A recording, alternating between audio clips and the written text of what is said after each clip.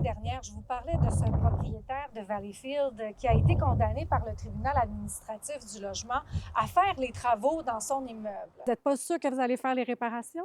Oh, oui, mais Depuis, la situation a évolué. Les deux locataires, une septuagénaire et sa fille, ont reçu des insultes sur Internet d'un proche du propriétaire. Crosser le monde pour vivre, c'est pathétique. Tu fais bien de rester en arrière de ton cellulaire avec ton groupe Spotted Valleyfield, avec la face que t'as.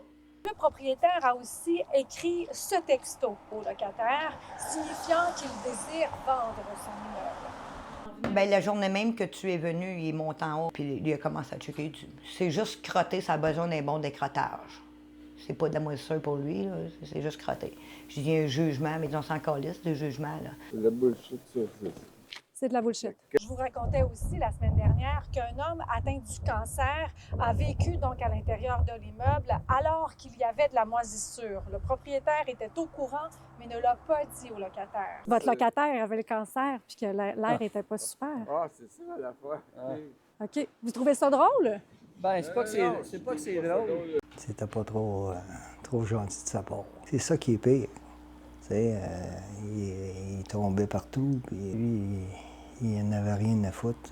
Un de leurs amis a décidé de lancer une campagne de sociofinancement pour aider les femmes à partir. Le jugement est pour eux autres, mais je suis sûr qu'il ne fera pas grand-chose. Lui. Je veux pas qu'il reste ici. Là. Les autres options, c'est de déménager, mais c'est rendu les loyers sont rendus tellement chers que... Il n'y a plus de morale. Il n'y a plus. C'est trop, ça finit plus, puis... On ne sait pas de quoi demain est fait. On y tue en cassette, puis c'est réparé. C'est vendu, puis c'est réparé.